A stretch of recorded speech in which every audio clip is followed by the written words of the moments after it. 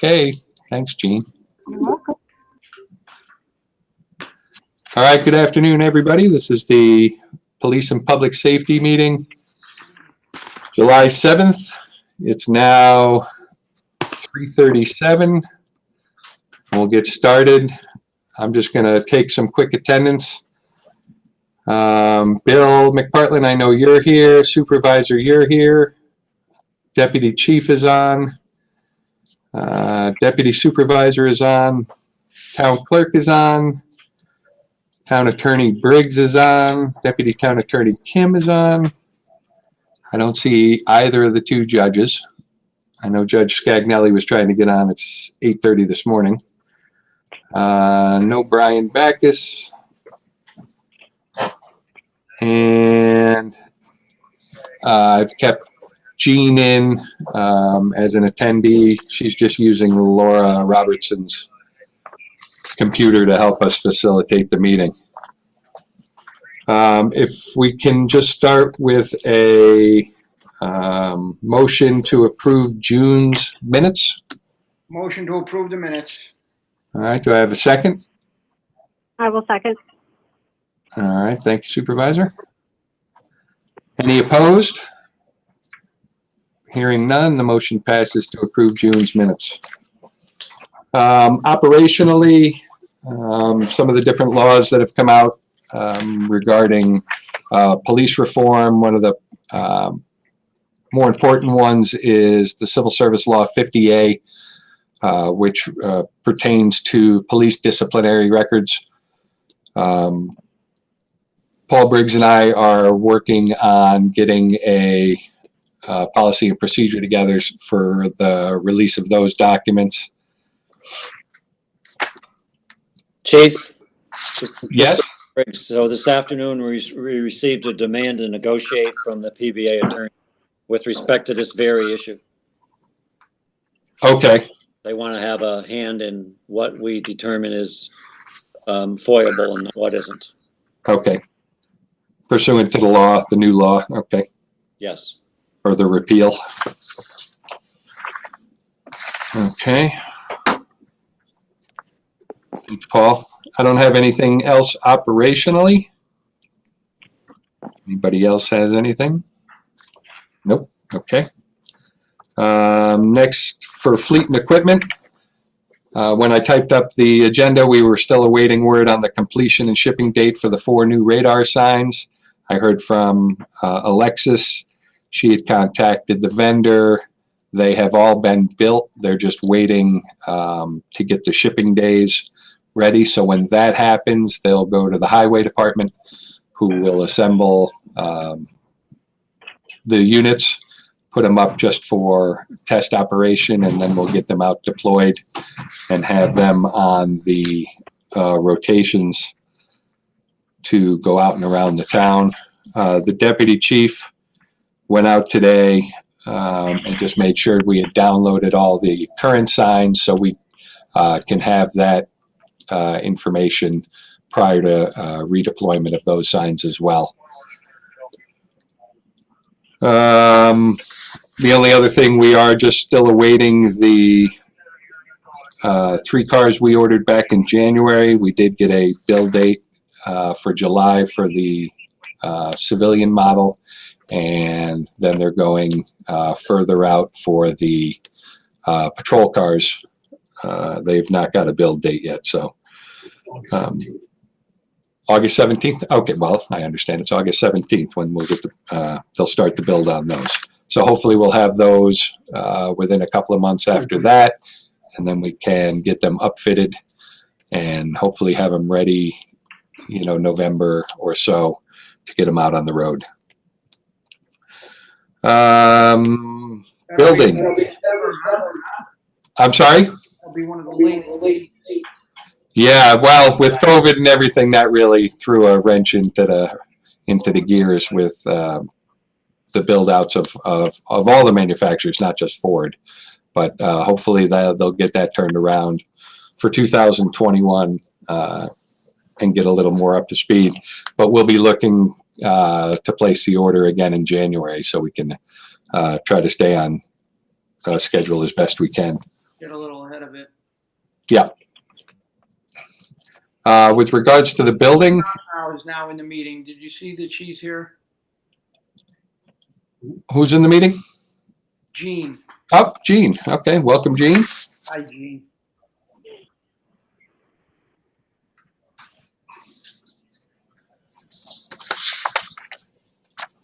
With regards to the building, Charlie Bergami had obtained 2 quotes for the building lock system.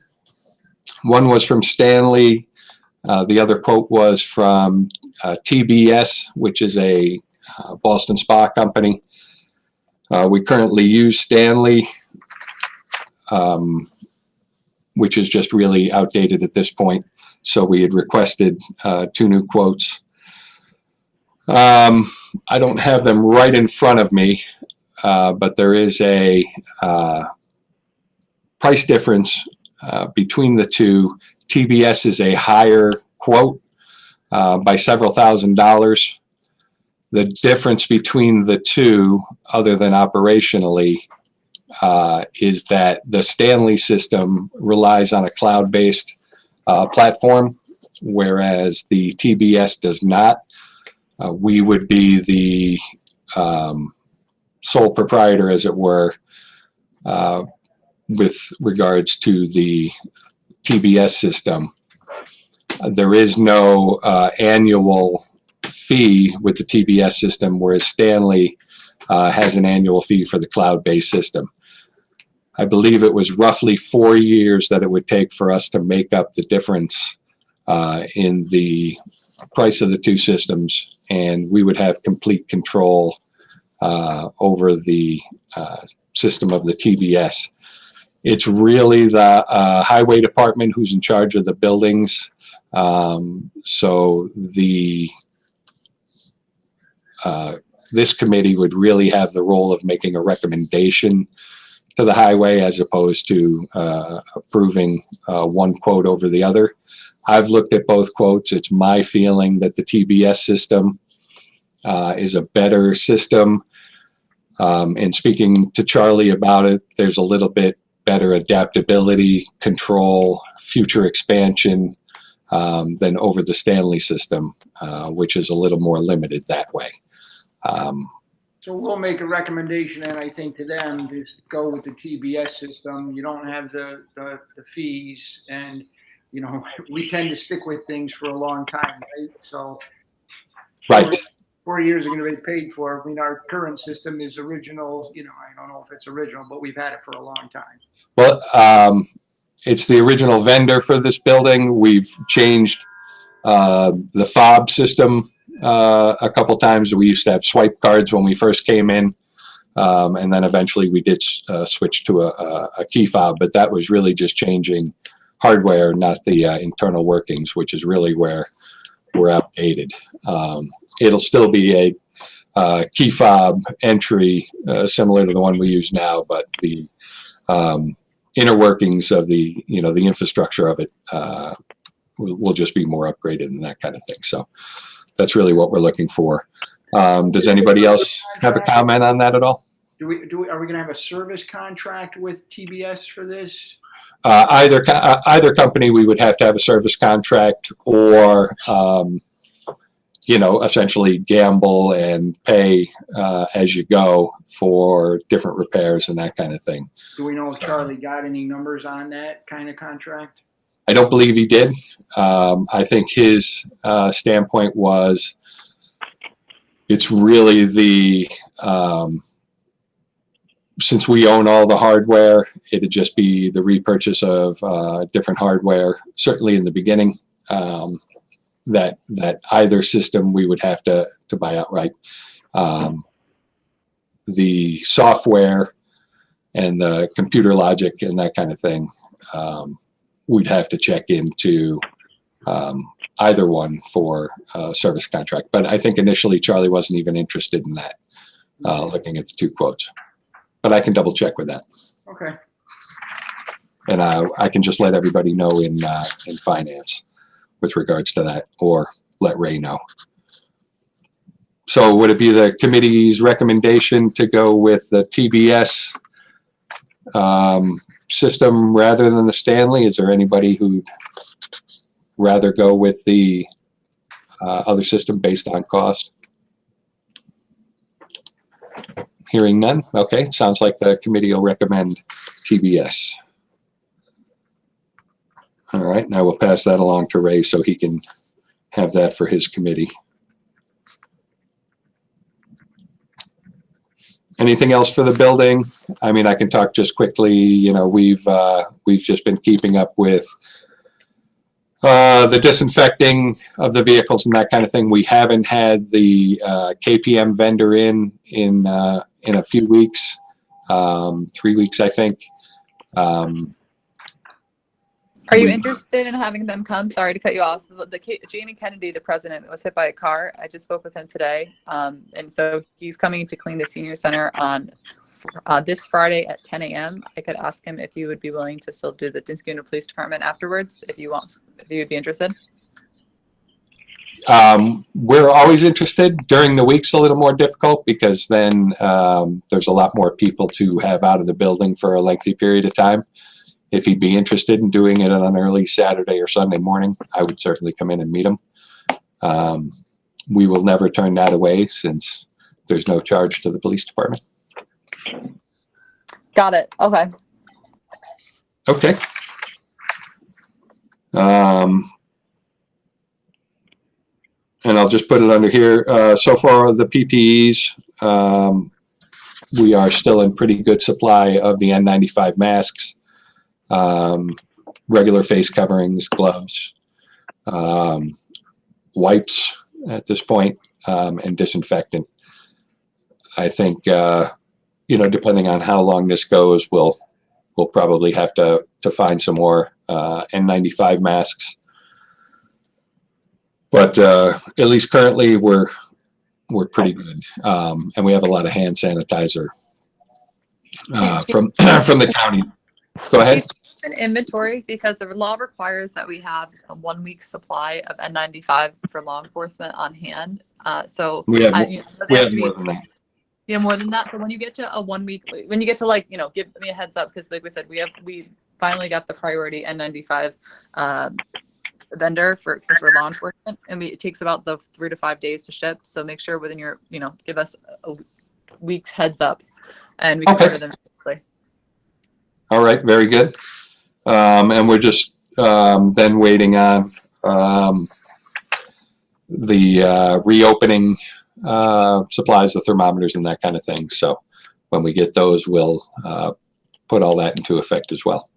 And we have those are, so I'm working with, we have them, we just have to do a training. So I'm doing the trainings for the all of the different departments. So just let me know a day of the week and pick, like, you know, the staff members who will be doing the screenings, and I can set that up. Okay. You'll be up early and you'll be up late because we're going to actually have to train everybody. No, yeah, I mean, that's do fine. screenings. That's whatever works for you. I'm doing water and sewer tomorrow, highway tomorrow, senior center Thursday. So whatever day of the week you want. Okay, very good. I'll look for the first everybody work day. That'll probably be the best time to do it. Let me just write that down.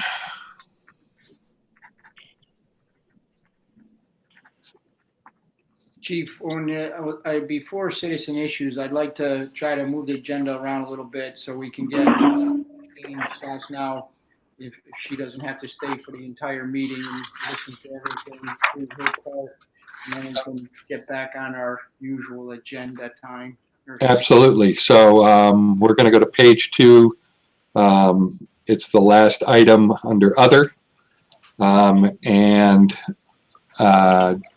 Jeannie has provided us with signage, a signage idea that NCAP has put forward for the committee's approval. As I understand it, she's already gone through highway committee and received approval there. So there was just a couple of questions she had about the signage with regards to a phone number and that kind of thing. But Jeannie, do you want to talk about this a little bit? Sure, because we have the grant funds to promote prevention in the community. One of the biggest ways we can do that with our kids is to make sure there's an understanding that the entire community um, does not look positively on this kind of behavior. And one of the ways we can do that is to put up signs to help remind the kids that this kind of behavior isn't allowed. And I'm sure, as you all know, the parks and the bike paths from an area where the kids like to congregate and do drinking and other drug use. So we do have the funds to donate these signs to the community. I was attending the Parks and Rec Commission committee, and I brought this up, and they were in favor of the idea of putting up the signs if we donated the completed item. So then it was a matter of coming up with the appropriate wording that would be acceptable to everybody. So we wanted something that was friendly and positive, and yet still get the message across. On Alexis' recommendation, we included the town ordinance. And then the question becomes, do we want to have a phone number for reporting any suspicious activity? And what would that number be? So that would be the UCC in Rotterdam and Schenectady. That's our centralized dispatch number. So that's 518-630-0911. That's a non-emergency number to the dispatch center. And you're comfortable with that? Having Yep, that on I the mean, side? absolutely. So I think at this point, I'd rather have them calling the non-emergency number than 911. Oh, of course. But obviously, if somebody doesn't have the number, they're gonna use 911 or look it up on the web. If there's, I mean, the middle graphic, and if everybody looks at their agenda on page 3, we just put in a picture of what the sign would look like. Obviously, if there's somebody using needle drugs and that kind of thing, they're going to probably want to call 911 just for that person's safety, if nothing else that we could get there to prevent, an overdose or that kind of thing. But overall, I think if somebody's going to see drug use and that kind of thing, or smoking or alcohol use, they're going to just want to call the non-emergency number and let us know. I think so. And I think a lot of the calls you might get are people who are there during the day and they see the remains. They see the empty bottles, or they see a needle, or they see something that they feel they want to report. I think. Yep, I think that works. At least it works for me. I don't know if anybody else wants to comment on it. The one thing I would suggest. The other thing that I had mentioned.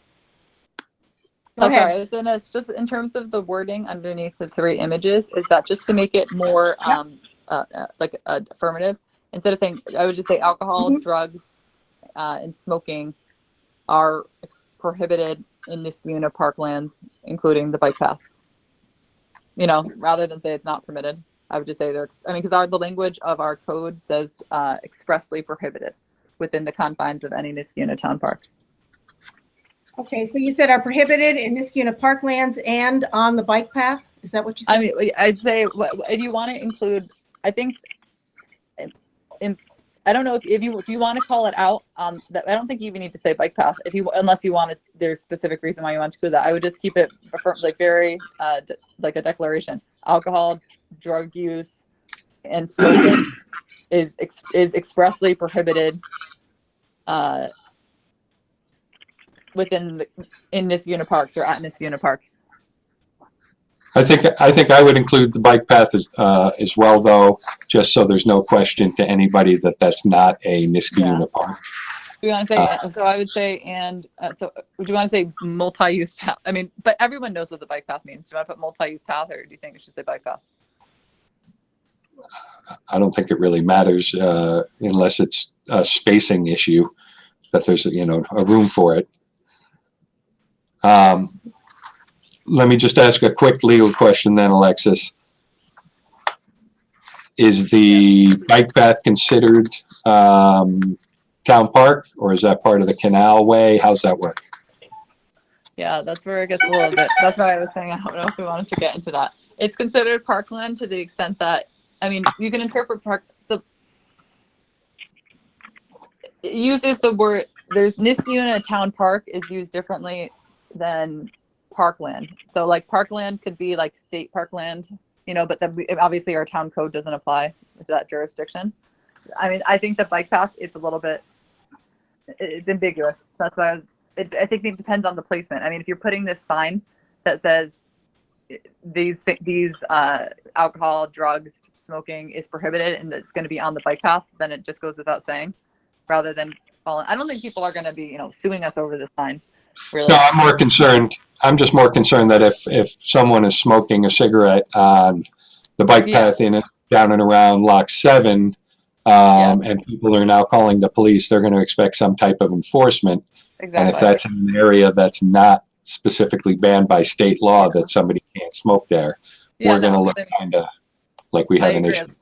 Here, let me just, I'll just hold the thought. Just 1 second. Does anybody have the Jeopardy music? Oh. We do have enough funding to provide up to 25 signs, so they could be placed at multiple locations. Okay. It depends on what the highway committee needs, department needs in terms of stakes and that any other associated materials. Includes the bike trail.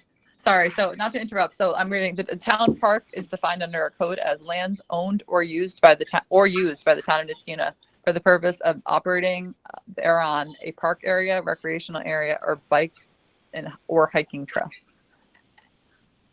Okay. That said, the Mohawk River Trail is called out as separate. So I think the Mohawk River Trail, like that, I think that's what they're referring to, that the Mohawk bike trail that goes from like the aqueduct all the way down to along the river, that's considered separate. That's not considered parkland.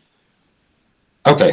So I think maybe we want to just leave bike path off then and just say Niskuna Parks, but we can post it certainly the signs in the parks near the thresholds to the bike path, and let people kind of make their own decision. And then the police will just be aware that, maybe the person can just be advised or that kind of thing. But and been posted at Lions and Blatnick Park and all the entrance ways into there. Right, where the park is connected to it. And you probably know spots along the bike path where there is evidence the kids have gathered. So maybe a couple points along that a reminder might help. And I'm really talking more about just the smoking of cigarettes.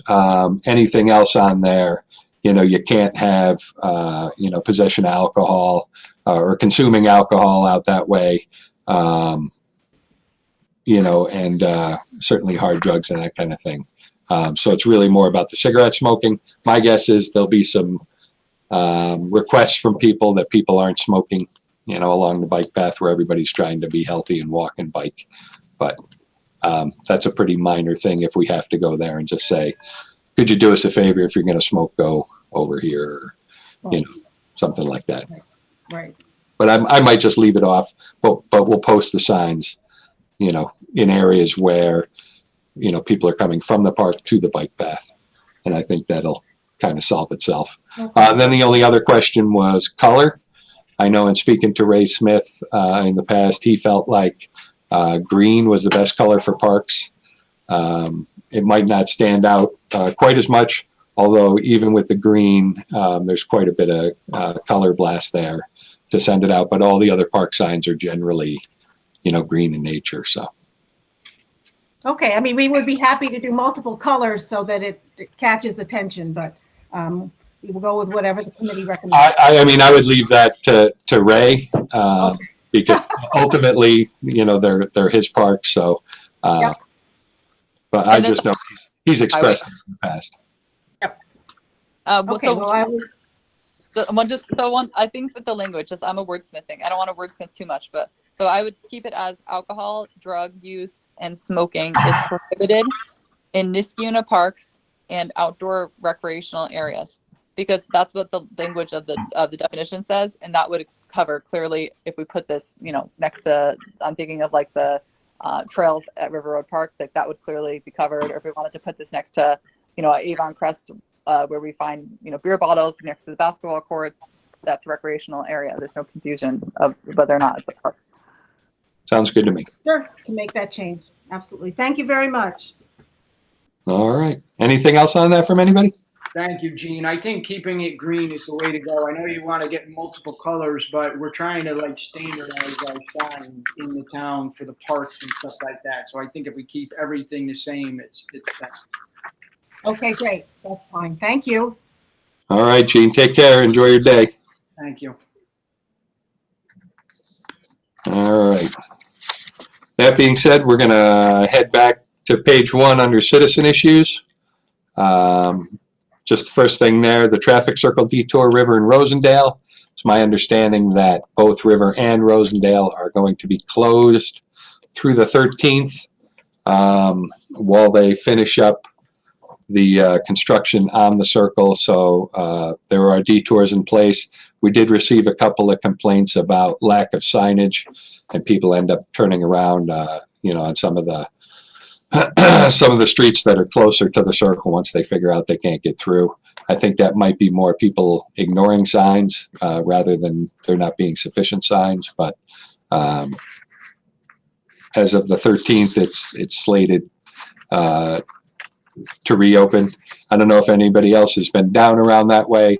It's certainly looking pretty good how it's coming together, and they worked very well at keeping the traffic flowing on River, during the major parts of the construction. So I think that worked pretty well. Secondly, so we had a request for a 3-way stop sign. This was 2 meetings back at the intersection of Morgan Avenue and Village Road. So this is on the Hexham Gardens neighborhood side where they were requesting on Village, which is a dead-end road. I'm sorry, on Morgan, which is a dead-end road on that side of St. David's, where you make a right-hand turn onto Village, that become a 3-way stop. Beyond the turn, there's, I think, 3 or 4 houses right there. So obviously, when it comes to stop sign requests, we look at the different warrants that are required for placement of that. Obviously, they can't be used to control speeds, but we do look for things like crash, significant amount of crashes in an area, sightline issues, and while speeding can be a factor as a warrant, it's such a short street there that's not an issue. We didn't even do a speed counter on that, but we did look at crash data, and I believe there were none within the past 5 years in and around that intersection. So it really doesn't meet the warrants for a stop sign. There's not a lot of traffic that's having difficulty getting out of the dead end part to continue on to Morgan. So that wouldn't even be a factor there either. But is there any other comments on that? No? Okay. I will reach out to the resident there just to let them know that we discussed it in committee and what we had found out. The next 2 are the same thing, requests at 3-way intersections for a stop sign. The first one is on Fernwood. It was a resident from Pine Haven Drive. Obviously, I think they have some younger kids in that part of the neighborhood, both on Pine Haven and Fernwood. And so they were looking for a stop sign on Fernwood at the corner of Pine Haven. We have not gotten the data back on a survey for speed or traffic counts. We're still working on that. I think there were 2 accidents, neither of which were speed related. I believe one was where someone had backed out into traffic and was struck, and the second one was someone opening their car door into traffic there and was struck. We do have periodic radar enforcement in that area, and we also deploy the speed trailer there periodically. But I will wait for the traffic survey, which maybe I could just bring to the next committee. But I think we did one a couple of years back, and we didn't really see a speeding issue, but we just want to make sure that that's still accurate. So the second one was on the lower part of Linwood Drive below Fox Hollow. If you're not familiar with it, there are 4 courts that come into Linwood. They each have about 4 houses on each street. Going back to when I first became chief, we had surveyed the town and did an inventory of all intersections that were not controlled by any kind of traffic control device. And Linwood Drive was one. Even the courts coming out onto Linwood didn't have a stop sign.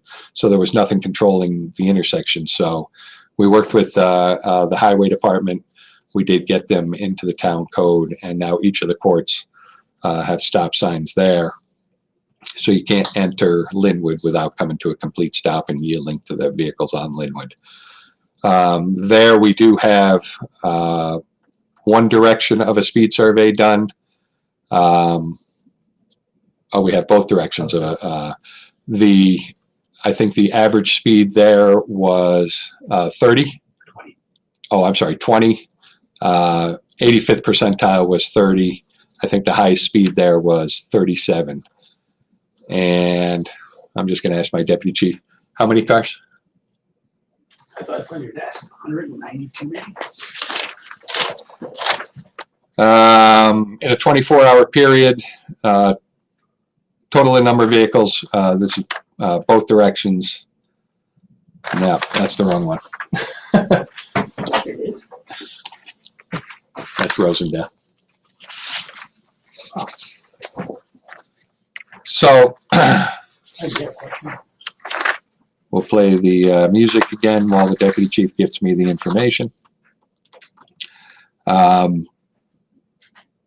Also, no 170. 170 cars in both directions over a 24-hour period, and no accidents on that part of Linwood within the last 5 years. There was one further up on Linwood at Pembroke Court, which is between Rose Hill Boulevard and Fox Hollow, but again, unrelated to speed over the last 5 years. There is no line of sight issues on any of the 4 courts. There are no issues getting out into traffic on Linwood from the courts, in that there are only 4 houses, and the traffic count just doesn't lend itself to that. So there I would make a recommendation that we don't install any more stop signs on Linwood. You do need a thoroughfare for the other streets to come into. So any comments or questions on that? So you'll just be reaching out to those 2 residents. Yeah, I will let the one on Pine Haven know that we're just waiting on the crash data, or the traffic study. But provided that that remains low and isn't so significant that would warrant a stop sign there, then I wouldn't recommend one there, because the other 3 warrants aren't really met. He had made the original suggestion that Godfrey Lane had all the stop signs they do and that kind of thing. And what I said to him was, I couldn't comment on stop signs that were installed back in the 60s when the neighborhood was first being developed back then, and Godfrey Lane was really the only through street. Both Fernwood and Rose Hill were both dead ends at that point. At Pine Haven. So, how those 3-way stops on Godfrey were put in, that would go back to a board when I was very young. So, I will reach out to the 2 residents just to let them know where we are on those, or all 3 actually, but and go from there. Any questions on any of those? Any other citizen issues anybody wants to bring up? The only other thing I saw in the paper either today or yesterday was a town resident who had written a letter to the Gazette regarding Dean Street at Knott Street. We had had another accident, I think a week or a week and a half ago.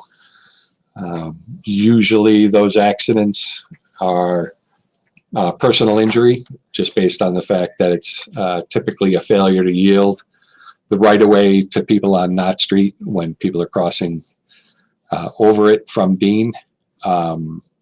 Looking there is a significant line of sight factor going westbound towards Schenectady. There are two very large trees in the right of way that, depending on which side you're looking from, can pose a line of sight issue temporarily. So I don't know if people look one way, they don't see anything, you know, and then by the time they look again, you know, the car's right there. Hopefully they haven't pulled out. We have not done a traffic study there in over a year. But I think just based on those two factors, I might be inclined to recommend to the county that they look again at maybe some stop signs on Dean Street. I think the last time we had talked about that, they weren't sure if they were going to think about that and in incorporating it into their Knott Street project up by the co-op. But I can certainly reach out to the county if the committee wanted to weigh in and make any kind of a recommendation to them for that. The crash data is certainly there. Because as you said, the crash data is there, and those trees that are in the right of way, that's actually the county's right of way there then? I believe so. So it's, you know, can we get them to look at stop signs or tree removal to help with the line of sight? You know, those things should be looked at, because I think if you give them the crash data, which you have, you know, it's something that should be looked at by them. Right. And I don't know what the average speed there, or the 85th percentile was the last time we did one, but just the flow of traffic, the amount of cars that travel on Knott Street in that area is pretty significant. So whether they could, you know, take care of one of the warrants, as you say, by removal of the trees to make it a safer intersection that way, or whether stop signs would be more appropriate, I might be inclined to at least have them take a look at that as well. But yeah, let's do that. Okay.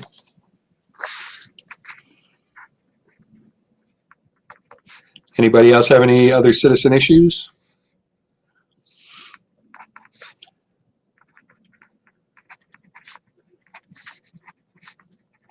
All right. Next on the list is the town clerk. Is she still with us, Michelle? I am, thank you. Do you have anything for the committee?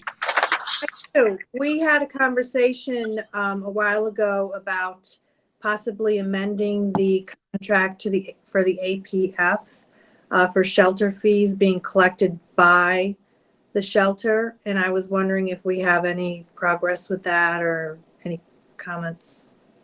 Yes, so I've spoken to the APF people, and Good. they're resistant to that, Hmm. but they're going to talk to their board about it. Okay, that's great. But they're resisting changing the contract. Mid contract, is that why, or? Yeah. Okay. All right, so is it something that we can possibly do for our next contract? I'm just thinking it'll get the dogs back quicker to our residents. I don't think it's I don't think they're outright ruling out our request, but the person I spoke to didn't have a whole lot of authority and needed to talk to the board. Sure. All right, So- great. I'm going to still pursue it. I don't want to wait until our next term, because that's another over a year. Okay. All right. Thank you. You're welcome. And then also I have Mr. Dingaling now has his proper permitting. So they are on the streets. Just wanted to let everybody know. And Kona Ice, they are in the process of completing their proper permitting to be on the streets in Muskegon. That's all I have. Thank you. In one of the last meetings, I don't know which meeting it was there a discussion about no vendor permits this year other than, was it ice cream trucks or? Correct. Correct. Okay.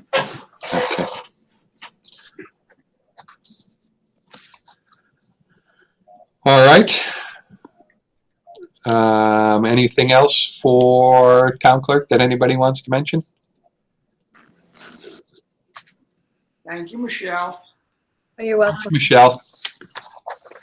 Next is court issues. Just looking here, I still don't see either of the judges. I know they're still on, I think, on pace to open August 1st. The clerks have been in, I think, a little more. So we're trying to just work out a few different things that we're looking at as far as processing people who need to come back for fingerprints and photographs, making sure we're getting all our discovery ready for any court appearances as they're going to come for either tickets or criminal offenses. But I don't really have anything else as far as the court. Are you still continuing fingerprinting? Are we doing civilian fingerprinting? No. Nope. Anything really, we're face-to-face. We're not really letting anybody into the building unless it's necessary for an investigation. So we're not doing car seat installations yet or civil fingerprinting. Thank you. Mm-hmm.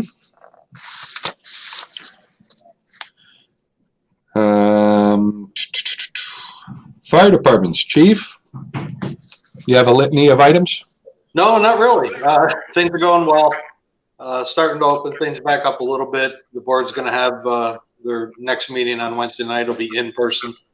And the state's starting to open up the regional fire training programs and trying to catch up where we got cut off back in March. So we'll see how that all goes. And we too are impacted by that 50A repeal. So Dana may be picking your brain to see what you guys are working on. Okay. Instead of reinventing the wheel there. But otherwise, things are okay. Very good. Everybody's healthy over there? So far, so good. That's what we're here. Yes, indeed. Anything else? Anybody else have anything for the fire department? Hearing none. All right. Moving on then to the school district. I don't have anything for the school district. Other than graduation seemed to go smoothly. I think there were some minor traffic issues that Thursday morning, just as people queued up for getting into the high school lot. Eventually, I think we ended up routing them around the circle here at Town Hall just to pull some of the cars off Knott Street. But everybody was courteous and got far over onto the shoulder, so that seemed to work pretty well. Hopefully, graduation will happen a different way next year, so that shouldn't be an issue. We did help out with the graduation parade, which they held on Saturday, which was well attended. I would say probably 100 or 120 cars went through, came up Knott Street, through the town hall, and then up to the high school. So that was very good. Anything else for the school district for anybody? Nope.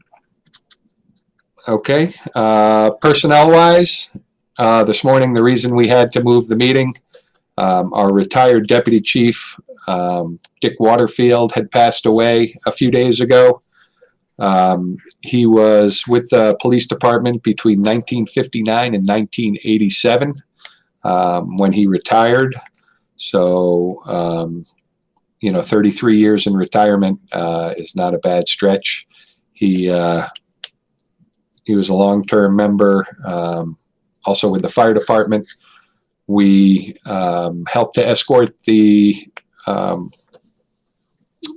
casket from the funeral home to the Reformed Church on Route 7, and he was buried in the cemetery there.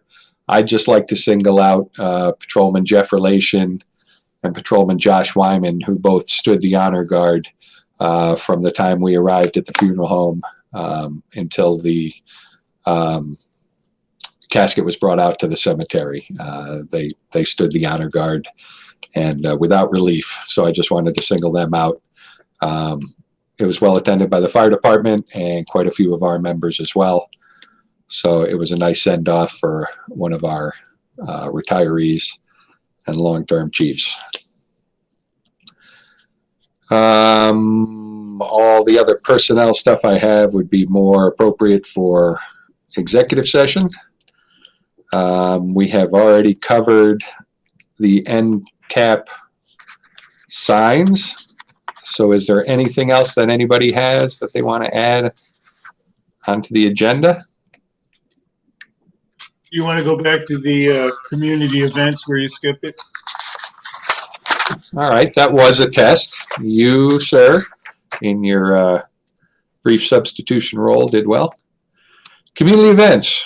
Unfortunately, the Food Truck Festival, which was held last September, is no longer going to be held this year, I think due to, COVID concerns.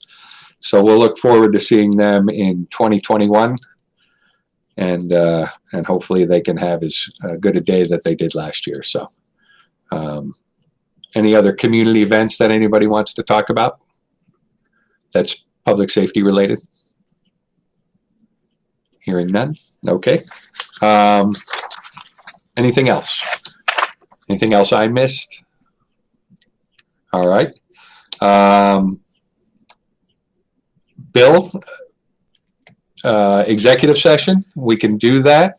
How are we gonna do that? So in talking to Laura, Jean will just shut off the recording and the live stream, and then the appropriate members can stay on. She will sign out of it as well, so it will only be the appropriate members left on the video call, and we can have executive session securely that way.